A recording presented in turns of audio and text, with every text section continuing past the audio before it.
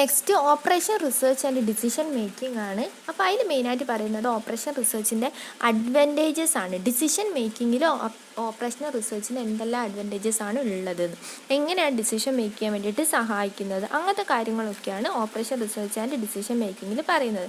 അപ്പോൾ ഇതെന്താ മാനേജ്മെൻറ്റിനെ സഹായിക്കുന്നുണ്ട്, എല്ലാവരെയും സഹായിക്കുന്നുണ്ട്, അതുപോലെ എംപ്ലോയീസിനെ സഹായിക്കുന്നുണ്ട് എന്നൊക്കെ പറഞ്ഞില്ലേ. അപ്പോൾ അതെങ്ങനെയാണ്, എന്തൊക്കെ അഡ്വാൻറ്റേജസ് ആണ് അതിലുള്ളത്, ഡെവലപ്പിങ്ങിന് വേണ്ടിയിട്ടും എങ്ങനെയൊക്കെയാണ് സഹായിക്കുന്നതെന്നാണ് നോക്കുന്നത്.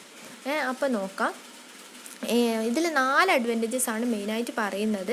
അപ്പോൾ നമുക്ക് നോക്കാം. ഫസ്റ്റത്തത് എഫക്റ്റീവ് ഡിസിഷൻസ് ആണ്, പിന്നത്തത് ബെറ്റർ കോർഡിനേഷനാണ്, പിന്നെ ഫെസിലിറ്റേറ്റ് കൺട്രോൾ ആണ്, പിന്നെ നെക്സ്റ്റ് ലാസ്റ്റത്തത് ഇംപ്രൂവ് പ്രൊഡക്ടിവിറ്റി ആണ്. അപ്പോൾ ഫസ്റ്റ് നമുക്ക് നോക്കാം. First effective decision.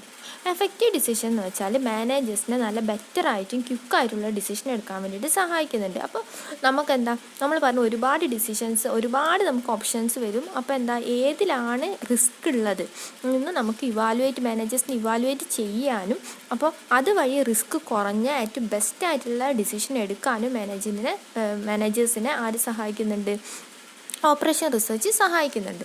പിന്നെ രണ്ടാമത് ബെറ്റർ കോർഡിനേഷനാണ്. അതായത് ഓപ്പറേഷൻ റിസർച്ച് എല്ലാ ഡിസിഷൻസും എടുക്കാൻ സഹായിക്കുന്നുണ്ട്, അതേപോലെ തന്നെ അതിനെ കോർഡിനേറ്റ് ചെയ്ത് നല്ല രീതിയിൽ മുന്നോട്ട് കൊണ്ടുപോകാനും ഓപ്പറേഷൻ റിസർച്ച് സഹായിക്കുന്നുണ്ട്.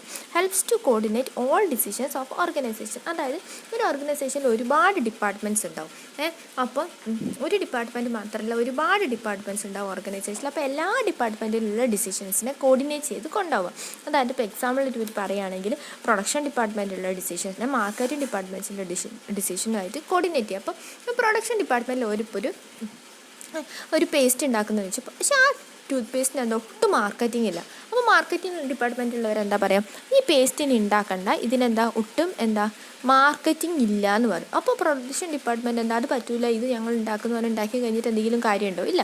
അപ്പോൾ എന്താ, ആ 2 മാനേജേഴ്സിൻ്റെ ഡിസിഷൻസിനെ എന്താക്കണം, കോർഡിനേറ്റ് ചെയ്തിട്ട്, അങ്ങനെ എന്തെങ്കിലും പ്രശ്നം ഉണ്ടാവുകയാണെങ്കിൽ ആ പ്രശ്നം പരിഹരിച്ച് അത് കോർഡിനേറ്റ് ചെയ്തിട്ട് മുന്നോട്ട് കൊണ്ടുപോകാൻ വേണ്ടിയിട്ട് എന്ത് സഹായിക്കുന്നുണ്ട്, ഓപ്പറേഷൻ റിസർച്ച് സഹായിക്കുന്നുണ്ട്.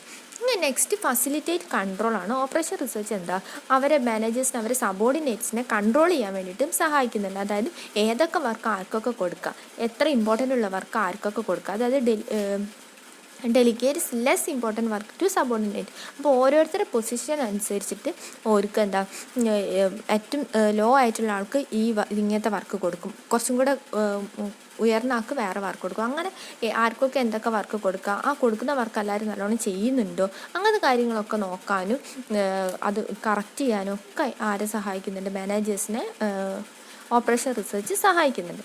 പിന്നെ ലാസ്റ്റത്തത് ഇംപ്രൂവ്സ് പ്രൊഡക്ടിവിറ്റിയാണ്. അപ്പോൾ ഇതെല്ലാ രീതിയിലും സഹായിക്കുമ്പോൾ ഓൾറെഡി പ്രൊഡക്ടിവിറ്റിക്കും ഓർഗനൈസേഷനും ഓപ്പറേഷൻ റിസർച്ച് ഓൾറെഡി സഹായിക്കും. അതായത് എവിടെയാണ് നമ്മളെ ബിസിനസ് ലൊക്കേറ്റ് ചെയ്യേണ്ടത്, എത്ര സൈസ് വലിയത് വേണോ, നമ്മളെ വെയർ ഹൗസിൽ എത്ര ഇത് വേണം, നമ്മൾ എത്ര ഇൻവെൻട്രി നമ്മൾ എന്തായിരിക്കണം, ഇൻവെൻട്രി എന്ന് വെച്ചാൽ എന്ത് ചെയ്തു, സ്റ്റോക്ക് എന്ത് ചെയ്തെന്നൊക്കെ നമ്മൾ അക്കൗണ്ടിങ്ങിൽ പഠിച്ചല്ലേ. സ്റ്റോക്ക് എന്ന് വെച്ചാൽ എന്ത് ചെയ്തു, നമ്മൾ ഉണ്ടാക്കാൻ വേണ്ടിയിട്ട് നമ്മൾ കുറേ പാർട്സൊക്കെ നമ്മളിങ്ങനെ സൂക്ഷിച്ച് വെക്കും. ഇപ്പോൾ പെന്നൊക്കെ ഉണ്ടാക്കുകയാണെങ്കിൽ പെന്നിന് പ്ലാസ്റ്റിക് അങ്ങനത്തെ കുറേ കാര്യങ്ങൾ വേണ്ട. അപ്പോൾ സോപ്പ് ഉണ്ടാക്കുകയാണെങ്കിൽ അതിൽ ചേർക്കേണ്ട ഇൻഗ്രീഡിയൻസ്, സ്മെല്ലിന് വേണ്ടിയുള്ള സാധനങ്ങൾ, അങ്ങനെ ഒരുപാട് സാധനങ്ങളുണ്ട്. അപ്പോൾ അതെല്ലാം കൂടി ഇങ്ങനെ സ്റ്റോർ ചെയ്ത് വെക്കുന്ന, അങ്ങനെ ഇൻവെൻറ്ററീസ് ഒക്കെ സ്റ്റോർ ചെയ്തിട്ടാണ് സാധാരണ നമ്മൾ ഫാക്ടറിയിൽ വെക്കാറ്.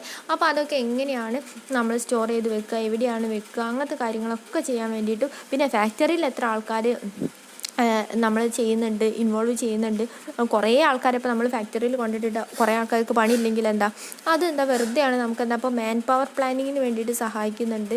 പിന്നെ അതേപോലെ തന്നെ എക്സ്പാൻഷന് വേണ്ടിയിട്ട്, മോഡേണൈസേഷന് വേണ്ടിയിട്ട്, പിന്നെ പ്രൊഡക്ടിവിറ്റിക്ക് വേണ്ടിയിട്ട്, അങ്ങനെ എല്ലാ കാര്യങ്ങൾക്കും വേണ്ടിയിട്ടും എന്ത് സഹായിക്കുന്നുണ്ട്, നമ്മളെ ഓപ്പറേഷൻ റിസർച്ച് സഹായിക്കുന്നുണ്ട് എന്നാണ് പറയുന്നത്. അപ്പോൾ ഏതൊക്കെ ടെക്നോളജി ഇൻസ്റ്റാൾ ചെയ്യണം നടക്കുക ഓപ്പറേഷൻ റിസർച്ച് സഹായിക്കുന്നുണ്ട്. അപ്പോൾ നമ്മളിപ്പോൾ ബിസിനസ്സിൽ ഇപ്പോഴും പഴയ ടെക്നോളജീസ് യൂസ് ചെയ്തിട്ടാണ് പ്രൊഡക്റ്റ് പ്രൊഡ്യൂസ് ചെയ്യുന്നത്, നമുക്ക് എന്തെങ്കിലും ലാഭം കിട്ടുമോ, ഇല്ല. അപ്പോൾ ബാക്കിയുള്ള ഫാക്ടറിയിലൊക്കെ നല്ല മെഷീൻസും നല്ല ടെക്നോളജീസൊക്കെ കൊണ്ടുവന്ന് നമ്മളിവിടെ 50 സോപ്പ് ഉണ്ടാക്കുന്ന സമയത്ത് അതേ സമയം ഉപയോഗിച്ചിട്ട് മറ്റുള്ള മെഷീൻ ഉപയോഗിച്ചിട്ട് ഒരു 100 സോപ്പ് ഉണ്ടാക്കുക. അപ്പോൾ നമുക്ക് എന്താണ് ലാഭം, നമുക്ക് അതുപോലത്തെ മെഷീൻ മേടിച്ച് വെക്കുന്നതല്ലേ ലാഭം. ഇപ്പം നമ്മളത് പഴയ മെഷീനാണ്, നന്നാക്കാൻ വേണ്ടിയിട്ട് ഇപ്പോൾ നമുക്ക് 50,000 രൂപ വന്നു. പക്ഷെ പുതിയ മെഷീൻ വാങ്ങാനാണെങ്കിൽ എന്താണുള്ളത്, 1,00,000 രൂപ വന്നു. പക്ഷെ നമ്മളെ പഴയ മെഷീൻ നന്നാക്കി കഴിഞ്ഞാൽ നമുക്കത് കുറച്ച് പ്രൊഡക്റ്റ് പ്രൊഡ്യൂസ് ചെയ്യാൻ പറ്റുള്ളൂ. മറ്റേതാകുമ്പോൾ നമുക്ക് അതിൻ്റെ ഇരട്ടി പ്രൊഡ്യൂസ് ചെയ്യാം. അപ്പോൾ ഏതാ ലാഭം, പുതിയ മെഷീൻ വാങ്ങുന്നതാണ്. അപ്പോൾ അങ്ങനത്തെ കാര്യങ്ങളൊക്കെ അതാണ് ടെക്നോളജി ഇൻസ്റ്റാളേഷൻ. അപ്പോൾ അതിന് വേണ്ടിയിട്ട് സഹായിക്കുന്നുണ്ട്. അതുപോലെ ഇപ്പോൾ നമ്മൾ ഫേം എക്സ്പാൻഡ് ചെയ്യാമെന്ന് വെച്ചാൽ പക്ഷേ ഒരു കച്ചവടവും ഇല്ല. അപ്പോൾ നമ്മൾ വെറുതെ എക്സ്പാൻഡ് ചെയ്തിട്ട് കാര്യമുണ്ടോ? ഇല്ല. അപ്പോൾ നമുക്ക് പ്രോഫിറ്റ് ആയിട്ട് നമ്മൾ എക്സ്പാൻഡ് ചെയ്താൽ മതി. അതേപോലെ തന്നെ ഈ കുറേ ജോബ് കുറച്ച് ആൾക്ക് മാത്രം ചെയ്യുന്ന സ്ഥലത്ത് നമ്മൾ കുറേ ആൾക്കാരെ കൊണ്ട് പോസ്റ്റ് ചെയ്തിട്ട് കുറേ പേരെന്താ ജോബില്ലാതെ കുറേ വെറുതെ നിൽക്കും. അപ്പോൾ നമ്മളെന്താ അവർക്കൊക്കെ സാലറി കൊടുക്കേണ്ടി വരും. അതൊക്കെ നഷ്ടമാണ്. അതേപോലെ തന്നെ ഏത് ലൊക്കേഷനിൽ തുടങ്ങണം. ഇപ്പോൾ നമ്മളിപ്പോൾ ഒരു പർദ്ദ ഷോപ്പാണ് തുടങ്ങുന്നത് വിചാരിച്ചോ, അതെന്താ അരീക്കോടോ മലപ്പുറത്തോ അങ്ങനത്തെ സ്ഥലത്ത് പർദ്ദ ഷോപ്പ് തുടങ്ങിയാൽ നമുക്ക് എന്തുണ്ടാവുള്ളൂ, ലാഭം ഉണ്ടാവുള്ളൂ. അല്ലാതെ നമ്മളെന്താ വേറെ എവിടെയെങ്കിലും തിരുവമ്പാടിയോ അല്ലെങ്കിൽ വേറെ എന്തെങ്കിലും സ്ഥലത്ത് കൊണ്ട് പർദ്ദ ഷോപ്പ് തുടങ്ങിയാൽ ലാഭം ഉണ്ടാവും ഇല്ല. അപ്പോൾ മുസ്ലിംസ് കൂടുതലുള്ള ഏരിയയിലാണ് നമ്മൾ തുടങ്ങുക പർദ്ദ ഷോപ്പ് തുടങ്ങുക. അതേപോലെ തന്നെ ഇപ്പോൾ ബീഫാണെങ്കിൽ ഹിന്ദുസ് ഉള്ള കുറേ BJP-കാരൊക്കെ ഉള്ള അങ്ങനത്തെ സ്ഥലങ്ങളിൽ ഇപ്പം കുറേ സ്ഥലങ്ങളില്ലേ. അപ്പോൾ അങ്ങനത്തെ പഞ്ചാബിലൊക്കെ കൊണ്ടുപോയിട്ട് ബീഫിൻ്റെ സ്റ്റാളൊക്കെ ഇട്ട് കഴിഞ്ഞാൽ ആരെങ്കിലും വാങ്ങും ഇല്ല. അപ്പോൾ അവർക്ക് അതൊന്നും പറ്റില്ല. അപ്പോൾ ഏത് സ്ഥലങ്ങളിൽ ഏതാണ് വേണ്ടതെന്ന് നമ്മൾ നോക്കിയിട്ട് അതിന് ആപ്റ്റായിട്ടുള്ള കച്ചവടം കൂടുതലുള്ള സ്ഥലങ്ങളിൽ വേണം നമ്മൾ എന്ത് ചെയ്യാൻ വേണ്ടിയിട്ട് നമ്മൾ ഷോപ്പ് ഇടാൻ വേണ്ടിയിട്ട്. അപ്പം ഏതെങ്കിലും ബ്രാഞ്ചിൽ നമുക്ക് നഷ്ടമാണെങ്കിൽ അവിടെ നിന്ന് ആ ബ്രാഞ്ച് ഷിഫ്റ്റ് ചെയ്തിട്ട് ഏറ്റവും കൂടുതൽ മാർക്കറ്റിങ്ങുകൾ എവിടെയാണെന്ന് വെച്ചാൽ അവിടെയാണ് നമ്മളിടുക. അതേപോലെ സിമുലേഷൻ നമ്മളെ സഹായിക്കുന്നുണ്ട് പ്രൊഡക്ടിവിറ്റി കൂട്ടാൻ വേണ്ടി. സിമുലേഷൻ എന്തെയ്യുന്നു, നമ്മൾ ആദ്യം ചെറിയൊരു സ്മോൾ സ്കെയിലിൽ ഒരു മോഡൽ ഉണ്ടാക്കി ബിസിനസ് ചെയ്ത് നോക്കും. അതെല്ലാ കസ്റ്റമേഴ്സിനും സാറ്റിസ്ഫൈഡ് ആണെങ്കിൽ മാത്രമേ നമ്മൾ ലാർജ് സ്കെയിലിൽ പ്രൊഡ്യൂസ് ചെയ്യുള്ളൂ. ഇമിറ്റേറ്റിംഗ് ദ ആക്ച്വൽ സിറ്റുവേഷനാണ് നമ്മൾ സിമുലേഷൻ എന്ന് പറയുന്നത്. എന്താ നമുക്ക് ഡീറ്റെയിലായി പഠിക്കാൻ കിട്ടും. അപ്പോൾ ഇതൊക്കെയാണ് ഈ ടൂൾസൊക്കെ ഉപയോഗിച്ചിട്ട് എന്തിന് സഹായിക്കുന്നുണ്ട്, ഓപ്പറേഷൻ റിസർച്ച് ഡിസിഷൻ മേക്കിങ്ങിന് വേണ്ടിയിട്ട് സഹായിക്കുന്നുണ്ട് എന്നാണ് പറയുന്നത്. ഇതിൻ്റെ ലിമിറ്റേഷൻസ് ആണ് മെയിനായിട്ട് 11 ലിമിറ്റേഷൻസ് ആണ് ഓപ്പറേഷൻ റിസർച്ചിനുള്ളത്. അപ്പോൾ നമുക്ക് നോക്കാം. ഫസ്റ്റത്തത് എന്താ നോക്ക്, it tries to find out optimal solution. അതായത് ഇത് ഒപ്റ്റിമൽ സൊല്യൂഷനാണ് ഫൈൻഡ് ഔട്ട് ചെയ്യുന്നത് നമ്മൾ പറഞ്ഞിട്ടുണ്ട്. അപ്പോൾ ഇപ്പോൾ മോഡേൺ ഏജിൽ ഒരുപാട് നമ്പർ ഓഫ് ഫാക്ടേഴ്സ് ഉണ്ട്. അപ്പോൾ എല്ലാ ഫാക്ടേഴ്സിനെയും കൺസിഡർ ചെയ്തിട്ട് അതിലായിട്ട് ബെസ്റ്റാണ് സെലക്ട് ചെയ്യുക ഓപ്പറേഷൻ റിസർച്ച് എന്ന് പറയുന്നത്. അപ്പോൾ ഇപ്പോൾ മോഡേൺ സമയത്ത് ഒരുപാട് ഫാക്ടേഴ്സ് ഉണ്ട്. അപ്പോൾ ആ ഒരുപാട് ഫാക്ടേഴ്സിനെ കൺസിഡർ ചെയ്തിട്ട് അവർ നമ്മളെ റിലേഷൻഷിപ്പ് കാൽക്കുലേറ്റ് ചെയ്യുന്നത് വെച്ചാൽ അതെന്താ ഭയങ്കര ഹൈ കാൽക്കുലേഷൻ ആയിരിക്കും. അതാണ് ഇതിൽ ഫസ്റ്റത്തെ ലിമിറ്റേഷനായിട്ട് പറയുന്നത്. പിന്നെ ഇതിൽ നോൺ കൺസിഡറേഷൻ ഓഫ് ഇൻടാഞ്ചിബിൾ ഫാക്ടേഴ്സാണ്. അപ്പോൾ ഇത് നമ്മൾ എന്താ ചെയ്യുന്നത്, quantify operation research provides only എങ്ങനത്തെ സൊല്യൂഷന് മാത്രം ക്വാണ്ടിഫൈഡ് ആണ്. അതായത് നമ്മൾ എല്ലാത്തിലുള്ള കോമൺ ലിമിറ്റേഷൻ തന്നെ, അതായത് ക്വാളിറ്റീസ് നമ്മൾ എടുക്കുന്നില്ല. എന്താ ക്വാണ്ടിഫൈഡ് ആയിട്ടുള്ള കാര്യങ്ങൾ മാത്രമേ നമ്മൾ എന്ത് ചെയ്യുന്നുള്ളൂ, ഐഡൻറ്റിഫൈ ചെയ്യുന്നുള്ളൂ. ഇൻറ്റാഞ്ചിബിൾ ആയിട്ടുള്ള ഹ്യൂമൻ റിലേഷൻഷിപ്പ് ഒന്നും നമുക്കിവിടെ ക്വാണ്ടിഫൈ ചെയ്യാൻ പറ്റില്ല. ചിലപ്പോൾ നമ്മൾ പറഞ്ഞ ഏത് എംപ്ലോയീസിന് നല്ല ബിഹേവിയർ ആയിരിക്കും, പക്ഷേ അയാൾ നല്ലോണം വർക്കൊന്നും ചെയ്യില്ല. അത് നമുക്ക് എന്താ എടുക്കാൻ പറ്റില്ല. നമുക്ക് അയാൾ എത്ര ക്വാണ്ടിറ്റി അയാൾ വർക്ക് ചെയ്ത് അങ്ങനത്തെ കാര്യങ്ങളെ നമുക്ക് മെഷർ ചെയ്യാൻ പറ്റും. അതായത് ക്വാണ്ടിറ്റി കാര്യങ്ങൾ മാത്രമേ നമുക്ക് മെഷർ ചെയ്യാൻ പറ്റുള്ളൂ. അല്ലാതെ ക്വാളിറ്റേറ്റീവ് ഡാറ്റാസ് നമുക്ക് എന്താ ചെയ്യാൻ പറ്റില്ല. അതാണ് ഇൻറ്റാഞ്ചിബിൾ ആയിട്ടുള്ള കാര്യങ്ങൾ. നമുക്ക് തൊടാനോ കാണാനോ പറ്റാത്ത കാര്യങ്ങൾ നമുക്ക് എന്ത് ചെയ്യാൻ പറ്റില്ല. നമുക്ക് തൊടാൻ പറ്റാത്ത കാര്യങ്ങൾ, നമുക്ക് ക്വാണ്ടിറ്റി വൈസ് നോക്കാൻ പറ്റുന്ന കാര്യങ്ങൾ നമ്മളിവിടെ എടുക്കുന്നില്ല. പിന്നെ ജോബ് സ്പെഷ്യലൈസ്ഡ് ആണ് പറഞ്ഞത്. അപ്പോൾ or is related with job of specialised like statistics, mathematician ഒക്കെ ഉണ്ട്. അപ്പോൾ അങ്ങനെ നമുക്ക് ഈ ഓറിൽ കുറേ കാൽക്കുലേഷൻസ് ഒക്കെ വരുന്നുണ്ട്. അതുകൊണ്ട് തന്നെ എന്താ മാനേജ്മെൻറ്റിന് ഒറ്റയ്ക്ക് ഈ പ്രോബ്ലം സോൾവ് ചെയ്യാൻ പറ്റില്ല. അപ്പോൾ സ്പെഷ്യലൈസ്ഡ് ആയിട്ടുള്ള മാത്തമാറ്റീഷ്യനെയോ അല്ലെങ്കിൽ സ്റ്റാറ്റിസ്റ്റിക്സിനോ അങ്ങനത്തെ ആരെങ്കിലും ആൾക്കാരെ നിയമിക്കേണ്ടി വരും. അതൊരു അഡീഷണൽ കോസ്റ്റാണ്. അതാണ് ഇതിൻ്റെ ഒരു ലിമിറ്റേഷനായിട്ട് വരുന്നത്. പിന്നെ നാലാമത് വരുന്നത് കോസ്റ്റ്ലിയാണ്. അതായത് ഈ ഡാറ്റാസിൽ ഫ്രീക്വൻ്റ് ആയിട്ട് ചേഞ്ചസ് ഉണ്ടായിക്കൊണ്ടേയിരിക്കും. അപ്പോൾ അതനുസരിച്ചിട്ട് എന്തായിരിക്കണം, നമ്മൾ ഓപ്പറേഷൻ റിസർച്ച് ടൂൾസും ടെക്നീക്സും ഒക്കെ നമ്മൾ മാറ്റിക്കൊണ്ടേയിരിക്കണം. അപ്പോൾ അത് ഭയങ്കര കോസ്റ്റ്ലി ആണെന്നാണ് പറയുന്നത്. പിന്നെ ഡിഫിക്കൽറ്റി ഇൻ ഇംപ്ലിമെൻറ്റേഷനാണ് പറയുന്നത്. ഇത് ഇംപ്ലിമെൻറ്റ് ചെയ്യാതെ നടപ്പിൽ വരുത്തുക എന്ന് വെച്ചാൽ എന്താ കുറച്ച് ബുദ്ധിമുട്ടാണെന്നാണ് പറയുന്നത്. കാരണം എന്താണ്, ചിലപ്പം ഓപ്പറേഷൻ റിസർച്ച് ടെക്നീക്സ് ഈ സ്റ്റാറ്റിസ്റ്റിക്സ്മാരും മാത്തമാറ്റീഷ്യന്മാരും ഒക്കെ കണ്ടുപിടിച്ച എന്തെങ്കിലും ആയിരിക്കും. അത് ചിലപ്പോൾ എല്ലാ എംപ്ലോയീസിനും അതെന്താ അംഗീകരിക്കാൻ പറ്റിയെന്ന് വരില്ല. ചിലപ്പോൾ അവർക്ക് അങ്ങനെ ചെയ്യാൻ അറിയണമെന്നില്ല. അപ്പോൾ അവർ യൂഷ്വലി ചെയ്തു വരുന്ന ആ പാറ്റേൺ തന്നെയായിരിക്കും അവർക്ക് ചിലപ്പോൾ തുടരാൻ താല്പര്യം. അപ്പോൾ പെട്ടെന്ന് എന്തെങ്കിലും ചേഞ്ചസ് വന്നു കഴിഞ്ഞാൽ അവർക്ക് ഇത് ഇംപ്ലിമെൻറ്റ് ചെയ്യുമ്പോൾ അവർക്ക് ചിലപ്പോൾ അത് ഉൾക്കൊള്ളാൻ പറ്റില്ല. അപ്പോൾ എംപ്ലോയീസിൻ്റെ ഭാഗത്ത് നിന്ന് എന്താ, അപ്പോൾ അത് കുറച്ച് റെസിസ്റ്റൻസ് ഉണ്ടാവും. അതാണ് ഡിഫിക്കൽറ്റി ഇൻ ഇംപ്ലിമെൻറ്റേഷൻ എന്ന് പറയുന്നത്. നെക്സ്റ്റ് പറയുന്നത് difficulty in selection of techniques ആണ്. അതായത് ഒരുപാട് ഓപ്പറേഷൻ റിസർച്ച് ടെക്നിക്സ് ഉണ്ട്, പക്ഷേ അതെല്ലാം ഓരോന്നിനും യൂസ്ഫുള്ളാണ്. പക്ഷേ ഇവിടെ നമ്മൾ സെലക്ട് ചെയ്യുന്നത് എന്താ വെച്ചാൽ ആ പ്രോബ്ലത്തിൻ്റെ nature, operating condition, objective assumption അങ്ങനത്തെ ബേസിലാണ് നമ്മൾ ഓരോ ടെക്നിക്കും സെലക്ട് ചെയ്യുന്നത്. അപ്പോൾ നമ്മൾ സെലക്ട് ചെയ്യുന്ന ടെക്നിക്ക് അഥവാ ഇൻഅപ്രോപ്രിയേറ്റ് ആണെങ്കിൽ നമ്മൾ അത് ഇംപ്ലിമെൻറ്റ് ചെയ്ത് കഴിഞ്ഞാൽ അത് മൊത്തം അത് തെറ്റിപ്പോവും, ഇന്നപ്രോപ്രിയേറ്റ് ആവും. അപ്പം നമ്മൾ ആ സെലക്ട് ചെയ്യുന്ന ടെക്നിക്ക് എന്താ ഭയങ്കര ഡിഫിക്കൽട്ടാണെന്നാണ് പറയുന്നത്. ഇതാണ് അടുത്ത ഒരു ലിമിറ്റേഷനായിട്ട് പറയുന്നത്. പിന്നെ നെക്സ്റ്റ് പറയുന്നത് not a substitute for management ആണ്. അതായത് ഇത് മാനേജ്മെൻറ്റ് ഡിസിഷൻ എടുക്കാൻ വേണ്ടി സഹായിക്കുന്നതെന്ന് മാത്രമേ ഉള്ളൂ. പക്ഷേ ഒരു എൻ്റയർ ബിസിനസ്സായി നോക്കുമ്പോൾ ഓപ്പറേഷൻ റിസർച്ച് ഒരിക്കലും എന്താണ് മാനേജേഴ്സിന് സബ്സ്റ്റിറ്റ്യൂട്ടായിട്ട് നിൽക്കാൻ പറ്റില്ല. കാരണം മാനേജ്മെൻറ്റിന് ഡ്യൂട്ടി ചെയ്യാൻ മാനേജ്മെൻറ്റ് തന്നെ വേണം. അതുകൊണ്ട് തന്നെ so it is not considered as a substitute for management ആണ് പറയുന്നത്. പിന്നെ distance between manager and operation researcher, അതായത് നമ്മൾ നേരത്തെ പറഞ്ഞു ഓപ്പറേഷൻ റിസർച്ചർ എന്താണ് എപ്പോഴും ഒരു മാത്തമാറ്റീഷ്യനോ അല്ലെങ്കിൽ എന്താണ് സ്റ്റാറ്റിസ്റ്റിക്സിനോ ആയിരിക്കും. അയാൾക്ക് ബിസിനസ്സിനെ കുറിച്ചൊന്നും അവെയർ ഉണ്ടാവില്ല.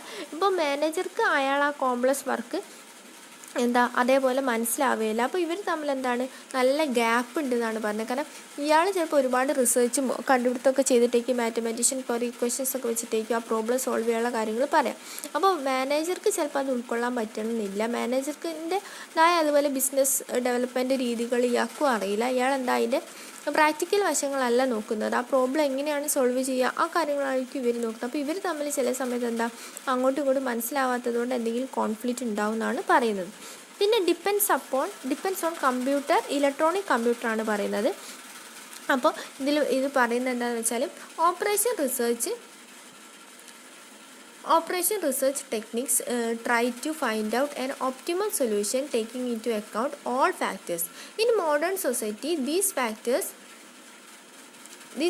are enumerous and expressing them in quantity and establish a relationship among these require voluminous calculation that can be only handled by computer. അതായത് നമ്മൾ ഈ മോഡേൺ ആയിട്ടുള്ള ഇതിൽ ഒരുപാട് കാൽക്കുലേഷൻസും വരുന്നുണ്ട്. കാരണം ഒരുപാട് ഫാക്ടേഴ്സ് വരുന്നുണ്ട്. നമുക്ക് ഒരാൾക്ക് ഒറ്റയ്ക്ക് ചെയ്യാൻ വേണ്ടി പറ്റില്ല, അതായത് കണക്ക് കൂട്ടാൻ പറ്റില്ല. അപ്പോൾ അത് ഇലക്ട്രോണിക് ഡിവൈസസ് ആയിട്ടുള്ള കമ്പ്യൂട്ടേഴ്സിന് സഹായം ഉണ്ടെങ്കിൽ മാത്രമേ എന്ത് ചെയ്യാൻ പറ്റുള്ളൂ, ഈ ന്യൂമറൈസ്ഡ് ആയിട്ടുള്ള അതായത് ഒരുപാട് ട്രാൻസാക്ഷൻസും ഒരുപാട് കാൽക്കുലേഷൻസും വരുന്നുണ്ട്. അപ്പോൾ അത് കാൽക്കുലേറ്റ് ചെയ്യാൻ വേണ്ടി പറ്റുള്ളൂ. അപ്പോൾ ഇതെന്താ ലിമിറ്റേഷനാണ്. ഇത് ഫുള്ളി എന്താണ് കമ്പ്യൂട്ടറിൽ ഡിപ്പെൻഡൻ്റ് ആണ്. ഇപ്പോൾ കമ്പ്യൂട്ടർ ഇല്ലെങ്കിൽ നമുക്കിത് ചെയ്യാൻ പറ്റില്ല എന്നാണ് പറയുന്നത്. നേരത്തെ പറഞ്ഞ കാര്യം തന്നെയാണ് ഇത് വീണ്ടും പറയുന്നത് ലിമിറ്റേഷൻ ആയിട്ട്. അപ്പോൾ ഇവരിങ്ങനെ തികയ്ക്കാൻ വേണ്ടിയിട്ട് തിരിച്ചു മറിച്ചും ഇങ്ങനെ പറയുകയാണ്.